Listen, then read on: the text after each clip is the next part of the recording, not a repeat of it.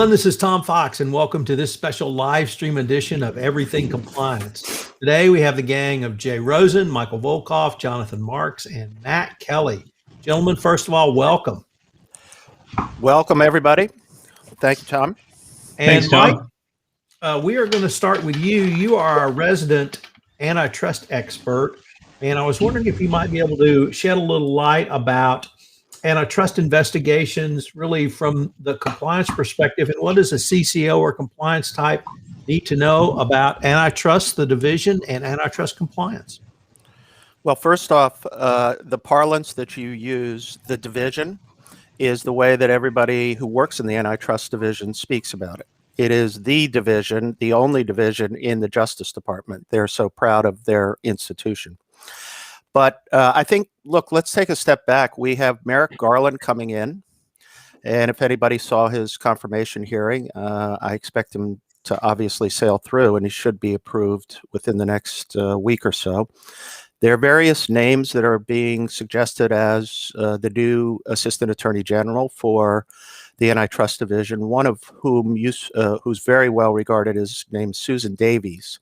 She used to work for Senator Leahy on the Judiciary Committee, very highly regarded within the antitrust bar. So that would be a good step.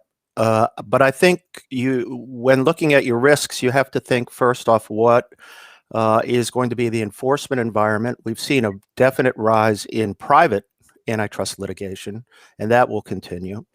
But enforcement risks, I think, are going to increase, particularly in the civil side, not in the criminal side.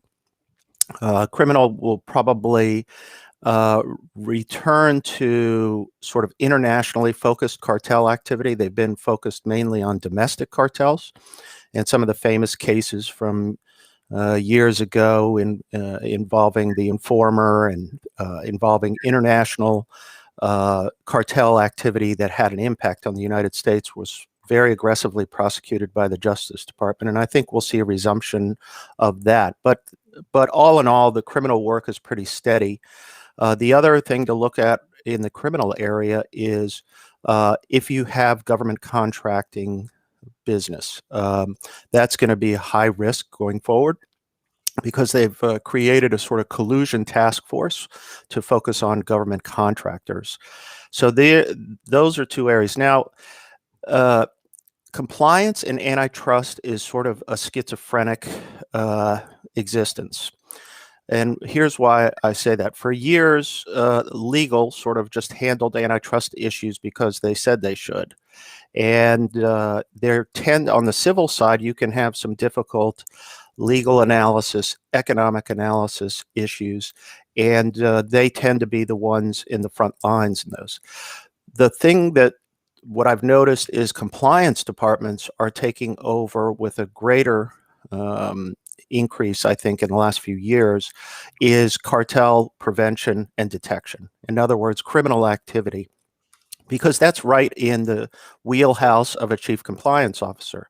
Number one, you're already dealing with anti-corruption issues, and a lot of these tend to flow with the same types of risks and people that are involved in international activity. So chief compliance officers are taking over that to a greater degree, and obviously they're great at training, they're great at setting up controls, they're great at setting as much as they can up in terms of prevention. So where do I see this going is I would like to see more attention paid by chief compliance officers to this risk. They tend to generally train on it, talk about it, but the controls that need to be set up. And for example, we've worked with Baker Tilly, for example, in looking at doing risk assessments and looking at companies for where their risks really, the risky interactions may occur, and then come through and audit them, which is very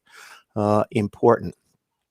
One note, however, with regard to traditional audits and with regard to traditional prevention activities with regard to antitrust is, if you look at the recent chicken producers conspiracy, which is being prosecuted in Denver, and we just had a plea by Pilgrim's Pride, one of the biggest, second biggest chicken producer in the country, and a $107 million fine, and we have 10 individuals who are being prosecuted.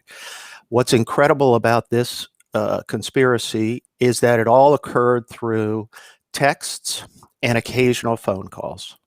All the text messages where they coordinated bids on chicken producing contracts to Kentucky Fried Chicken and other places were orchestrated through texts. And what I worry about is encrypted texts. And when do we get to this? In this case, they were able to, they used just regular text and they didn't use an encrypted technology, but it was carried out entirely that way. And so what they had to do was do a lot of sort of spade work to get into this and to uncover the cartel. So the challenge is to be proactive in this area. Chief compliance officers have to raise the issue again and again and again to get support for more and more controls that need to be put in place. By that, I mean bidding processes have to have committee controls or review controls so that bidding activities are also under scrutiny. What's the biggest risk? And I hate to say this, and it goes back to an issue that I just is infuriating. It's the C-suite. Because these are, in all the chicken cases, were carried out by CEOs, number ones, number twos at the company. And again, compliance is always reluctant to bring up, we need to do a C-suite risk assessment. It's a tough issue to do, but if you look at the pattern of cases and how often the C-suite is involved in not only antitrust, but any other area, these are things that have to be looked at. So anyways, I see, Matt, you have a question, so go. Well, just a thought here, as I'm listening to your point, Mike, about encrypted text, which I think is very real as a threat there. And I was wondering how Justice Department prosecutors would try and penetrate a scheme running by heavily encrypted texts.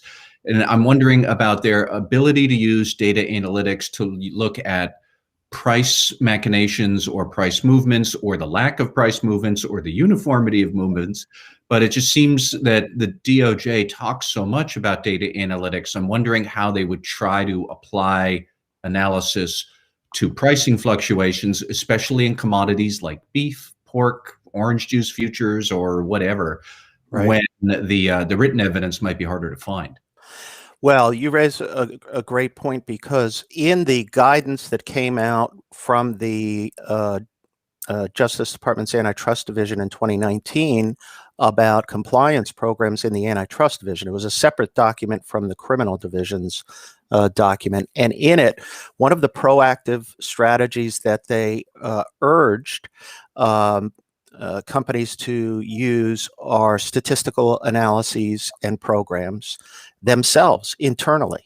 And, just like we had the access to data issue with regard to the Criminal Division's guidance, lo and behold, the department is saying, we want you to watch these fluctuations, these changes in prices. We want you to look for evidence of it as part of your compliance program to prevent and detect. So you raise a really good point. I also think that, a lot of times in the encrypted text context, if they're on WhatsApp, for example, and they get access to the phone, then they can sometimes recover those, but who knows? I mean, I've heard of the disappearing technology where you use a text and then it's gone within, seconds after that. So what I think it makes it more difficult, but it'll go back to bread and butter, flipping people, and then getting insiders to talk, and then hopefully having some ability to corroborate it. But it was amazing that you say that, because in the chicken case, they had to use circumstantial evidence as well. They would have, for example, a phone call or a change in price, but they didn't have the substance beyond that. And then they built around that testimony or in many cases, texts. And that's so it's going to be a more of a challenge. But look, they're up to it. I think they'll do. They'll make it. But I think, look, antitrust is. I think it's going to be a big issue. I think the civil side is going to be more of an area. So the lawyers will be sharpening their pencils, getting ready to sort of deal with civil enforcement issues. The other big news, I think, is that they're going to go forward full speed ahead with the Google and Facebook cases. And I think Merrick Garland, as when he was testifying, said he didn't see any reason to to change course on those cases at all, and that's a good thing. So you're going to see more aggressive enforcement. You're going to see more integrity from the Justice Department, and you're going to see antitrust risks going up. And I hope that people will start to pay attention to it again. But companies need to, particularly in the global marketplace. Mike, I have a question that's a little bit different focus. Not if, but when Merrick Garland called you and asked, Mike, what do I need to do to rebuild the Justice Department, both internally and externally? What are two or three of the top things that you think he needs to do to rebuild morale within not just the division, but the department? Well, I think he's going to lead by example, number one. Number two, he also committed to going to all of, many of the offices to meet with people. I think he's going to uncover atrocities that we have no idea, and it's going to get worse. But I think he's going to want to move forward. I have to tell you, he's one of the most impressive persons I ever worked with besides you four. He is really an amazing person. And he is brilliant, and he'll do the right thing at every step of the way. I just thought he handled the hearing so well, and I think he realizes that people are desperate for some kind of leadership and integrity. And I think it'll be interesting to see the people who come in and work with him. I think he has a very loyal following of very good lawyers who've worked with him in one way or another. And I think you're going to see really a lot of integrity and a lot of, he has to prioritize things. He was already speaking during the hearing. He was saying, look, there's a cost benefit. His analysis of marijuana prosecutions is it's a cost benefit analysis. Is it worth the resources, and what's the result we get? And I think he sees higher priorities. I don't think he's the type, though, that's going to go back and regurgitate all the criminal activity during the Trump administration, particularly when he has the states and New York and Georgia pretty aggressively going after a lot of that. I think he wants to move forward and restore the Justice Department.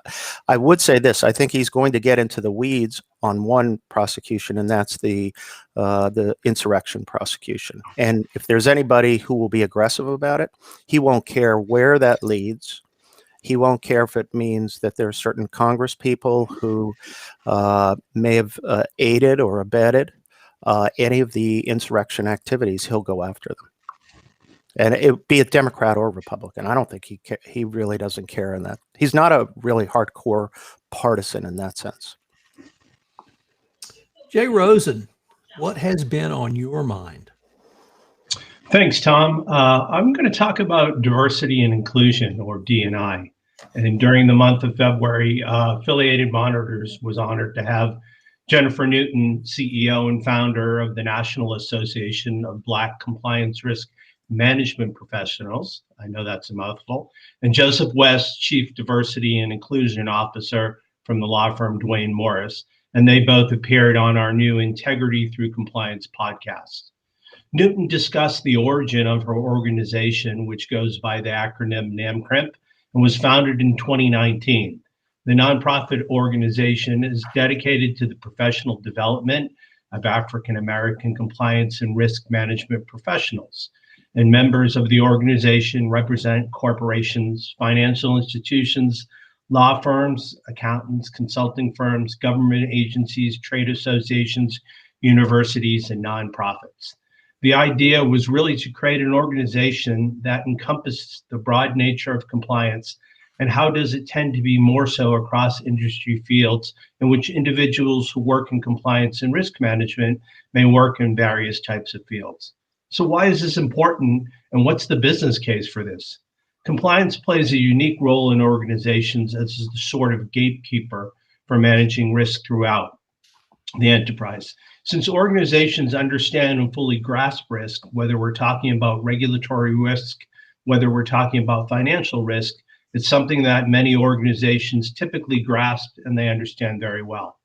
And one of the things that organizations have not been great at in the past is understanding the risk that's posed from the lack of diversity and inclusion, internally and externally to the organization.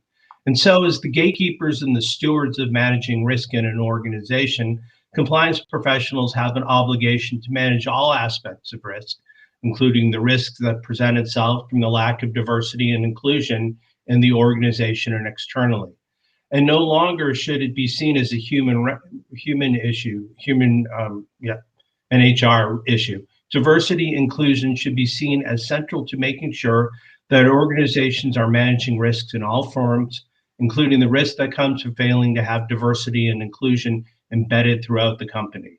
So especially now where ESG is so important, and you hear the coming out of every boardroom, you hear that as part of the objectives from all in-house organizations. Environmental, social, and governance is the buzzword of the day. And now the potential impact that the failure to mitigate those risks could have on an organization.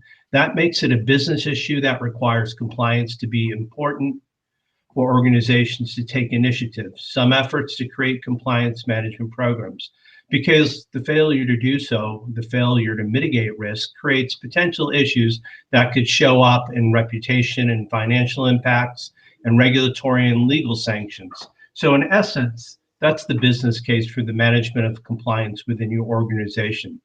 Finally, a company's potential tarnishing of its brand can be amplified by social media, and unfortunately that can last forever.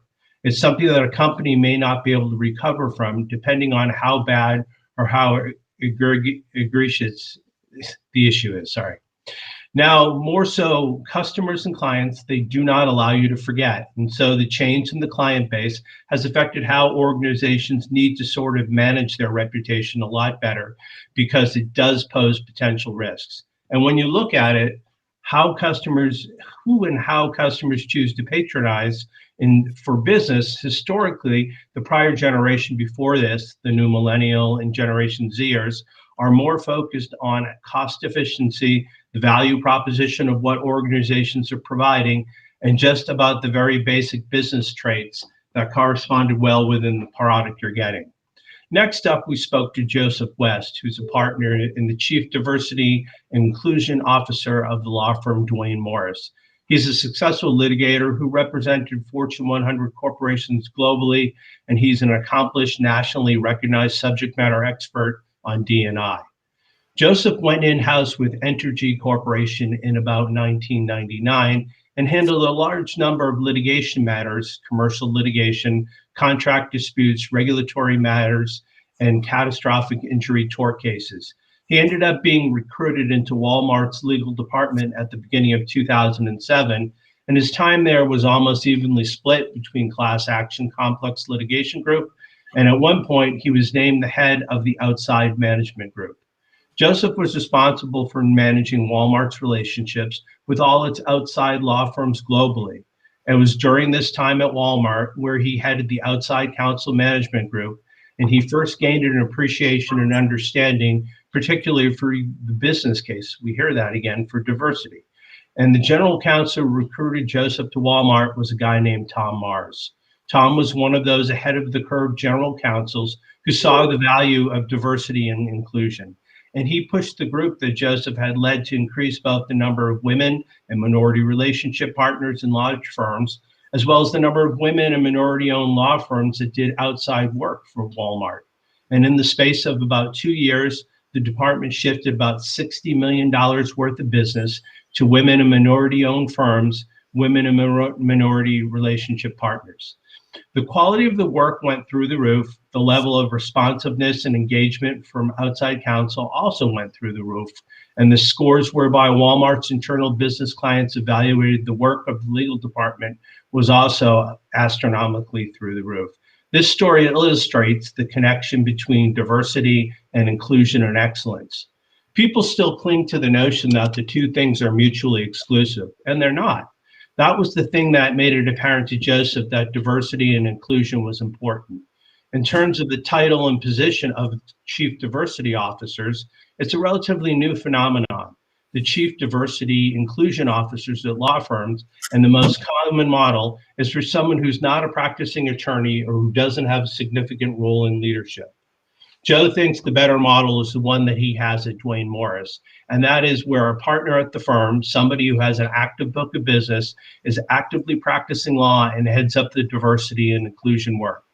The reason why he thinks that model works better is because partners in large firms are responsive to people who they consider to be peers and who they think have a certain amount of gravitas within the firm. It makes it a little bit more difficult to get people's attention or to get resources committed to the issues that are important to the firm and to get them to understand that external stakeholders, namely a firm's clients, care about this stuff too. But if you don't have clients, it's kind of hard to go to your partners and say, this is something our clients want. When you talk about diversity and inclusion, particularly at a law firm, you're usually talking about that business case, and you're trying to convince the firm leadership of the business case for diversity and inclusion. The fact is, we all know and believe that a meaningful approach to diversity and inclusion is the right thing to do, but the fact is, not everybody sees it that way. Every organism on this planet is motivated by self-interest. And if you get people to understand that treating diversity and inclusion like a core component of the business organization, then they understand that they've got skin in the game and they know what's in it for me. And you know, there's a couple of things. If you're a law firm, the fact is a growing number of your clients care about these issues. In 2012, there were maybe 3 out of the Fortune 500 companies that had a chief diversity and inclusion officer, and now 3/4 of the Fortune 500 have a chief diversity and inclusion officer. And sometimes it's even part of the C-suite. People who are responsive to and responsible to and connect with the CEO and the boards of directors. There are committees now on boards of directors focused on D&I because they understand 2 things. One, diversity and inclusion means that diversity is about the workforce. Inclusion is about the workplace. The entirety of your organization depends on the health and well-being of your workforce and your workplace. So diversity and inclusion is really at the core of everything you do. Diversity is like being asked to the dance. Inclusion is being asked to dance. There's a difference if you went to a financial advisor and somebody was going to manage your portfolio and they said, oh, don't diversify your assets. You would fire that person immediately because that doesn't make any sense. There is strength in diversity, and on our currency, we have the phrase e pluribus unum, which means of many one. And that signifies to you that the fact that diversity is in fact our strength. There are tons of studies that show this. McKinsey's done studies, Forbes, Cravath, and the diverse groups have been known to perform better. They have a better ROI and they are more creative. So the business case for diversity has been made manifest across a lot of different platforms. There's no organization out there that would say that they have ethics as a core value. A lot of organizations claim that diversity is a core value, but you wouldn't have an ethics guy just come in once a year and give a lecture and then leave, and then you go about doing your business. If ethics is a core value that you live by, and if you live by it every day in everything you do with every conversation, then every decision you make needs to be guided by ethical principles. The same thing applies to diversity and inclusion. If it's a core value, then it's part of your DNA and your organization, and everything you do is guided by it. And if it's all part of your decision making, it's all part of your actions as well. Every organization may be at different points in their journey. Some of them may have robust diversity and inclusion programs, but even within that ecosystem, there are some issues that are problematic. So we've looked at the issue now, both from an in-house perspective with Joseph West and a trade organization perspective, and we've heard 2 similar theses, that it's the business case for diversity and inclusion that should win out at the end of the day. Matt, do you have a question for Jay? Well, more just an observation. It strikes me that for anybody involved in the financial services sector and banking in particular, very clear that the regulators, the lawmakers in Congress are going to look closely at how banks are providing equitable financial services to minority audiences who have been woefully neglected for many, many years. So when people ask, why is this important? Well, you're not going to be able to fulfill that sort of priority very well if you've got insufficient diversity among your workforce in financial services, and especially among the management. And then the other issue that intrigues me about this, and I don't think we've really seen how this is all going to shake out, is the intersection between the company's commitment to diversity and how that might affect some of its other corporate priorities. I'll give you an example of what I mean. Coca-Cola, which is these days well ahead of the curve and doing a great job on trying to talk about diversity and diversity in its management ranks, in its workforce, and its suppliers.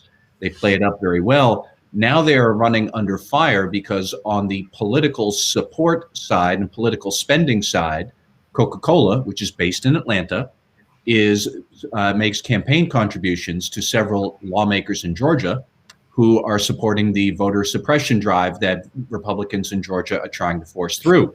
And now people are saying, well, Coca-Cola, how can you be supporting them while you support diversity? I don't know what the answer to that question is, but it's worth noting that we're going to see these kind of issues come up for large corporations more and more often. That's just example number 509 of the zillions that I think we're going to see over the coming years. I think you bring up a great point, Matt. And like you said, there's 508 other reasons. You just want one more to get 509, and maybe they'll give you that in Georgia. Anyone else? Tom, I'll throw it back to you. Jonathan Marks, you last week had led the wildly successful Baker Tilly First Annual Fraud Summit. As a participant, I thought it was fabulous. As a listener, I thought it was even better. You had great numbers of attendees. You had incredible engagement. And I really wanted to ask you if you could maybe wrap up some of the lessons you learned. What are the key engagement points you saw, and really how you're going to take this forward because it was such a great event? Thanks, Tom. It certainly takes a lot of people to put that on, and I'm very grateful that the entire Everything Compliance cast participated. Jonathan Armstrong's not here today, but thank you to him as well. So a sincere thank you to all of you.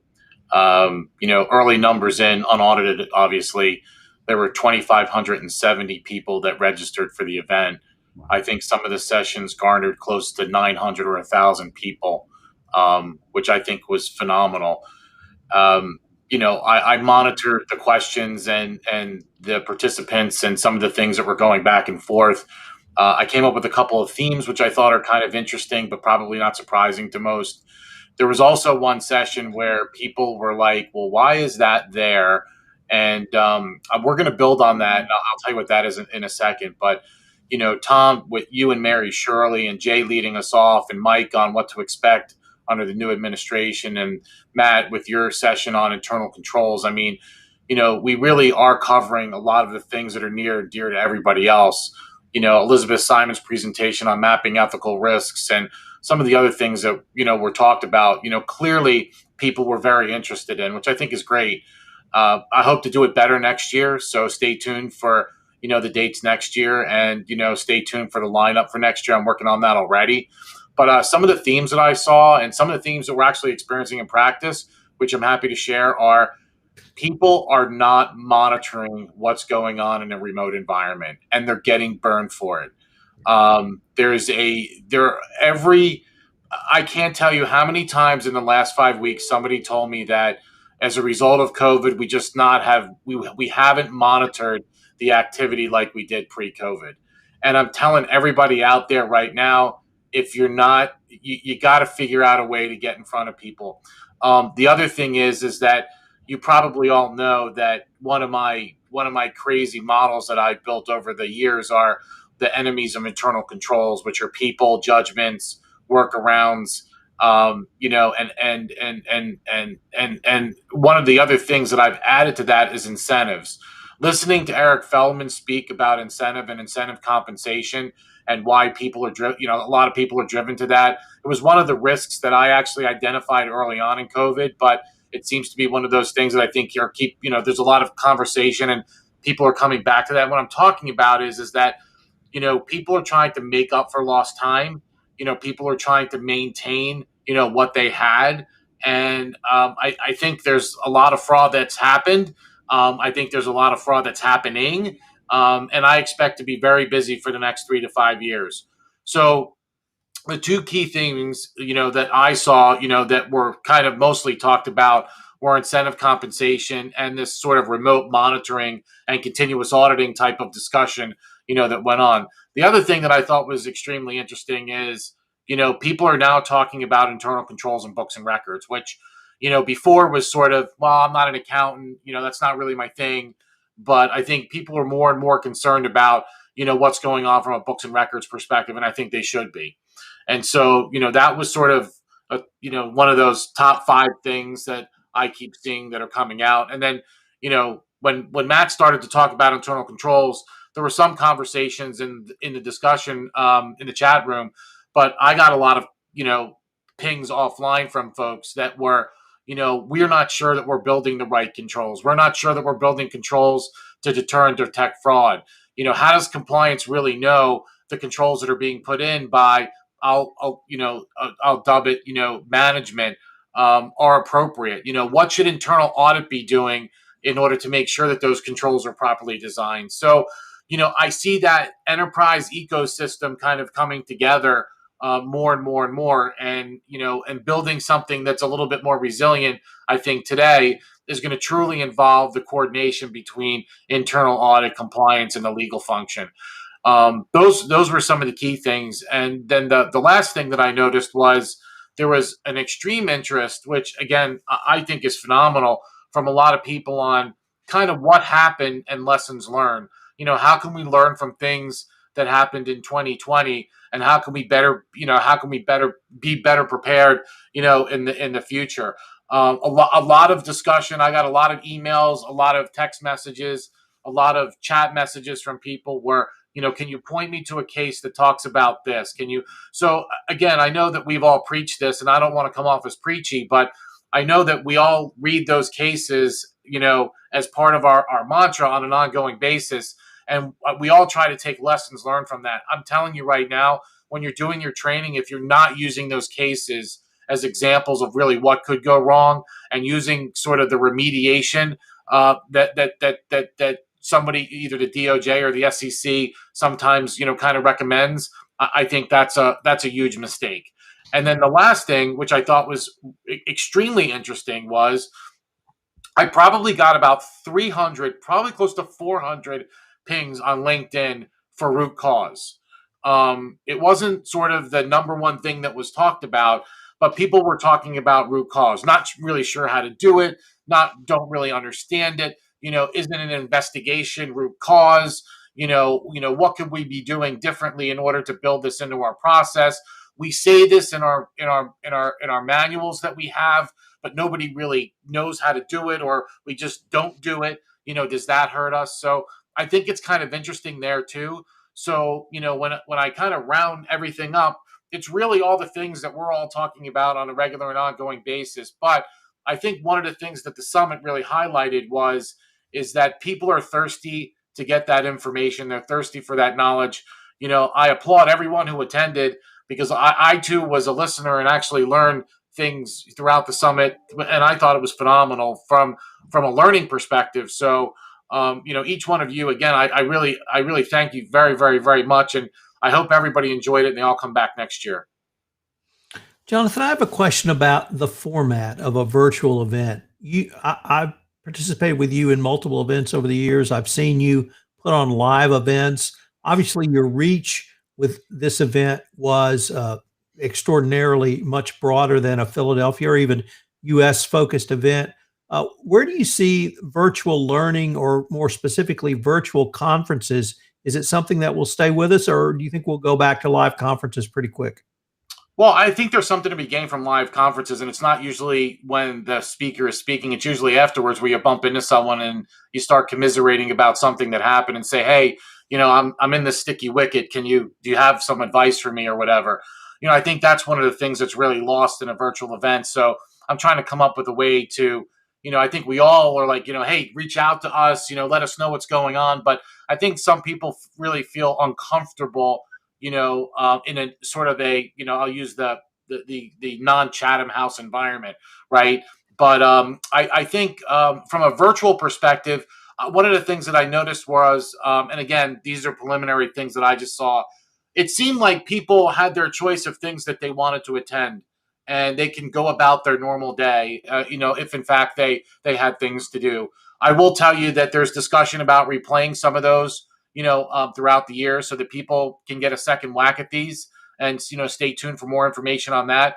But I think the virtual conference is here to stay. I really do. I don't know where you can amass 2,500 people basically for free, right? We didn't charge a nickel. There was no cost for this. It's not like you're spending $1,000 to attend a conference and $500 a day for a hotel room and meals. I mean, I think from a bang from your buck perspective, we were able to get speakers that I thought, outside our core group that normally probably we wouldn't be able to get due to time constraints or whatever.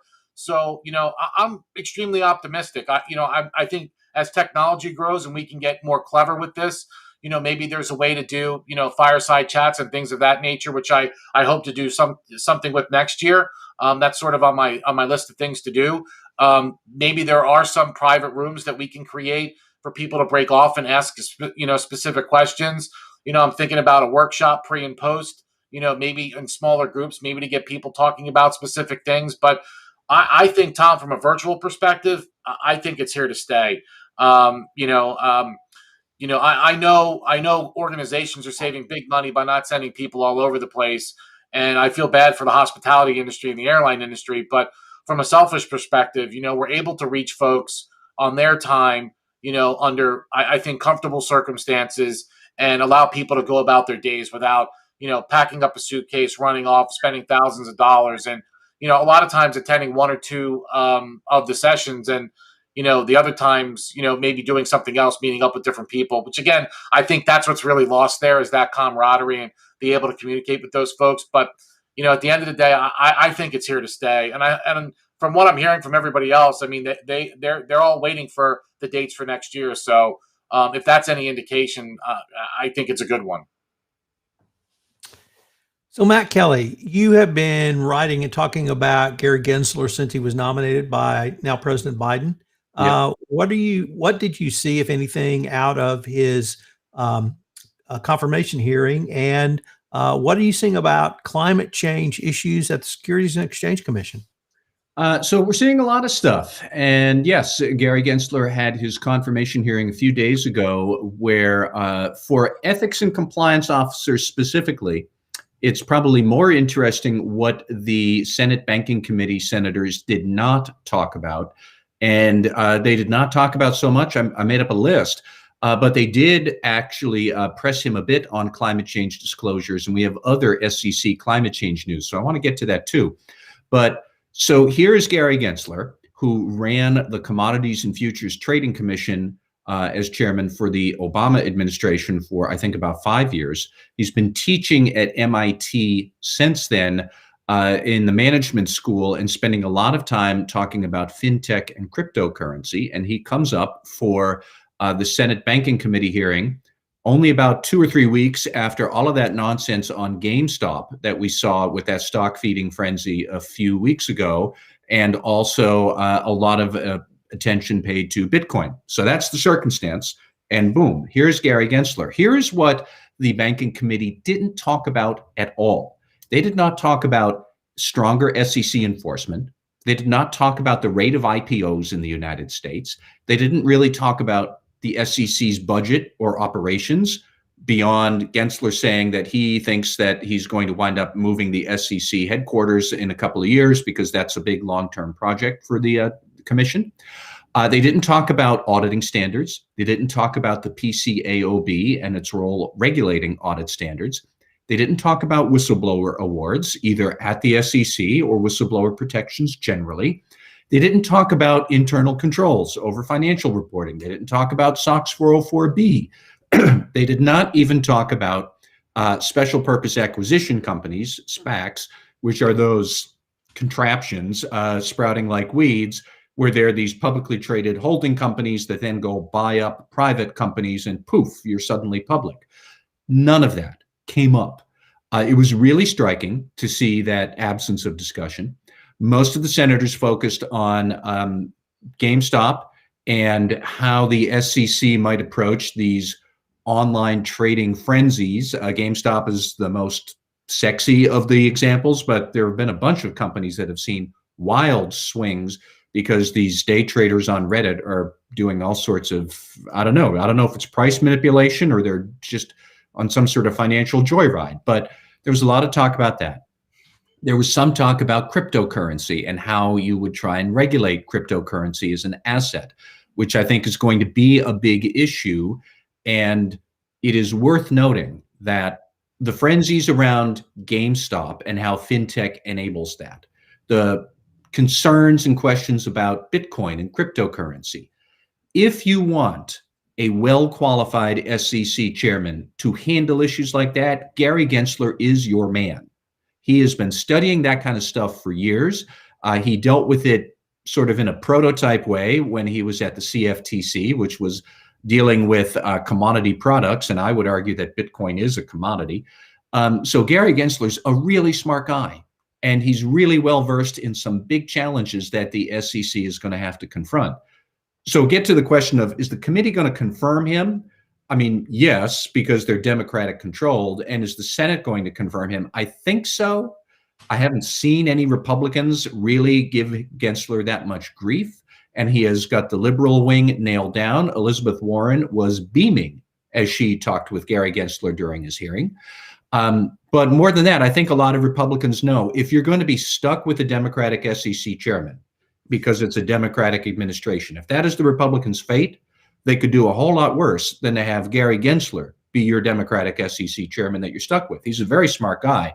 So I would not be surprised if he does get confirmed. I don't think it's going to be 99-0 or 99-1, but I also don't think it's going to be 52 or 53 votes in favor. I think he's going to win by a confirmation by a comfortable margin. Now we get to the one thing that came up that was somewhat contentious, which was ESG issues and principally climate change. That was the one back and forth that the Republican ranking member on the banking committee, Pat Toomey from Pennsylvania, he kind of gave Gensler a bit of a hard time on whether the SEC would start requiring more corporate disclosure around climate change risks, around diversity and inclusion, and around political spending.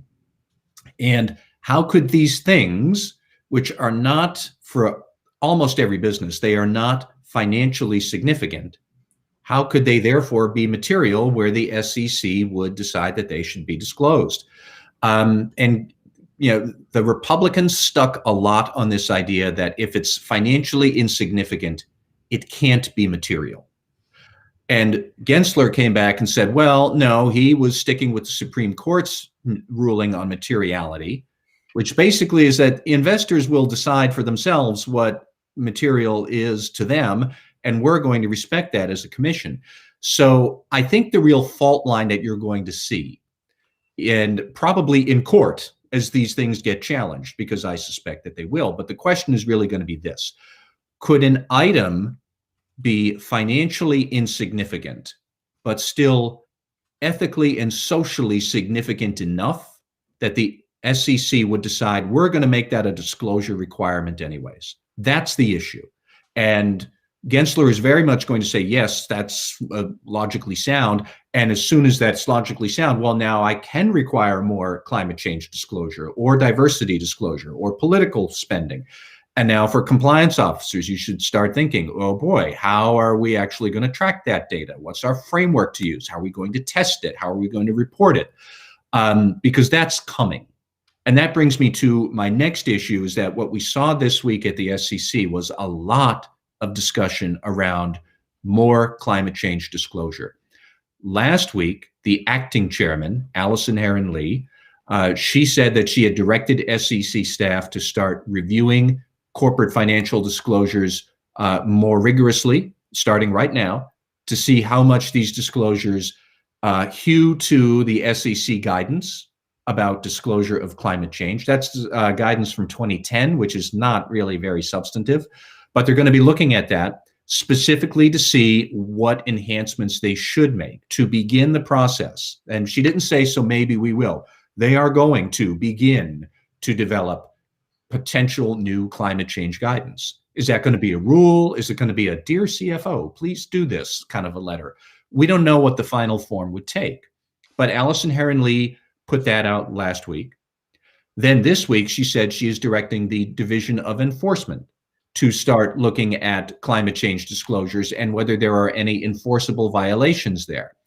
I don't necessarily know even what a violation along climate change disclosure, like what would that look like? If you're a operating company, are you fibbing about how much greenhouse gas emissions you put out? I don't know if it's material or what. Where would you define that? If you're a financial firm and you're promising that you're an ESG investment fund, but you're really investing in coal mines, I can see where that's fraudulent. But is that an SEC thing? Or would the SEC kick that over to the Federal Trade Commission to get in your face over a false advertising charge? Like, I don't know how all that works. But so we have Corp Fin looking at your disclosures. We have enforcement looking at your disclosures. And then, boom, we have the Republican commissioners on the SEC putting out their own statements saying, whoa, whoa, whoa, hold on, folks. Let's remember that all we should be doing is looking at whether you have violated existing SEC standards around climate change disclosure, which, of course, in my humble opinion, these existing standards for disclosure are about as ephemeral and vague as a spritz of perfume during a hurricane. I mean, you can't really draw a hard line around any of that. So it's always fun to see dueling statements from the Democratic and Republican commissioners. It's rare that you see it, but now we have it over climate change. And I think the Republicans are starting to lay down some markers for when, so basically telling companies to be on the lookout for over-aggressive enforcement right now, and also signaling to other Republicans who are anti-climate change attention that maybe we should think about how would you litigate a new rule if that comes up, or what sort of other friction there will be. But there will be friction sometime in the future. But very clearly, Gensler, assuming he's confirmed, and I think that's true, like he is going to pick up these climate change efforts and he's going to run with that ball as far as he can. So there's a lot of interesting stuff happening on that subject right now. Jonathan Marks, do you have a question for Matt? Yeah, Matt. I recall in 2007, there was, I was involved in this whole thing called social responsibility. Yeah. And, we thought we were groundbreaking in trying to understand exactly what that was and how it should be disclosed and things of that nature. I just wonder if the timing of all this is really being considered. A lot of the engine rooms in these companies are overtaxed right now and dealing with the pandemic and other crises that are going on. And layering this thing on, I think, is, it may be something that I believe it's probably worthwhile. I'm not saying that environmental, social, and government type issues should not be disclosed. But what I'm really saying is anybody really looking at this in its totality and the stress and strain that it's going to put on organizations to get this right, and penalizing them for not doing it in this type of an environment? I don't know that that's fair. But your thoughts? Well, I think the question is really, so what's the it that they are they doing it or are they not doing it? And I suspect what a lot of forces in the Biden administration and in Congress want to do is to adopt a more strenuous and precise framework for what you're supposed to disclose. It is not wrong to say that if you have a physical plant that is along the fire zones in the West Coast and the hurricane zones in Texas, and conceivably a weather disaster could leave your business offline, like, yeah, that's a big risk, and you should put that in a 10Q. On the other hand, it's really interesting. So one of the Republicans brought up, let's say Apple with $275 billion in revenue a year. They donate $1 million in political contribution. Should that be disclosed? Is that important? Because it's a piddling amount of money to Apple. Well, would investors make a decision about that? It kind of sort of depends. If Apple was splitting it 50-50 between Democrats and Republicans, would anybody care? Probably not. If they were putting it all to the neo-Nazi or the Communist Party, would everybody care? Probably yes. So who's to say what you're supposed to do with that? I mean, clearly the Democrats think they're to say, and Republicans think nobody is to say. There's a lot of money involved in institutional investors who want this done more forcefully. So I don't know. It's a valid point that there's a lot of other stuff that companies are struggling with, but I think ultimately the SEC is going to wind up pointing to a framework to say this is a more comprehensive way you should be thinking about it. And then comes the rule proposal and the comment period and then the inevitable litigation. And we're talking about getting it done by, 2029 as opposed to next week. But I think that's kind of where it's going to go. Okay. Gentlemen, we are now to our fan favorite shout outs and rants. So we're going to keep the same order. Mike Volkov, do you have a shout out and or rant for us? You're on mute, Mike. I have a shout out for us. I would shout out what I thought was a great confirmation hearing. I also, just backing up to Matt's, I think Gensler's definitely did a great job, and I think he's going to get confirmed as well. I can't see anybody, stomping on him because, he has incredible credentials. But my shout out is to the confirmation hearing performance by Gensler and by Merrick Garland. I was really it was inspiring to watch him and to see how deftly he handled some of the political questions. Jay Rosen, do you have a shout out and or rant? It's a half and a half, and this was in the Wall Street Journal on Wednesday. Amazon in talks to carry many NFL games exclusively on Prime Video. TV networks are expected to pay nearly twice as much for the new rights to Sunday and Monday games. So the NFL had a very trying season. Ratings are down, and now they're trying to take a package that Fox paid $660 million for and double the price to Amazon to stream the rights. So I guess it's kudos on Fox for getting somebody to buy a falling knife. And I'm scratching my head for Amazon because, as P.T. Barnum said, there's a sucker born every minute, and it looks like this minute it might be Jeff Bezos. Jonathan Marks.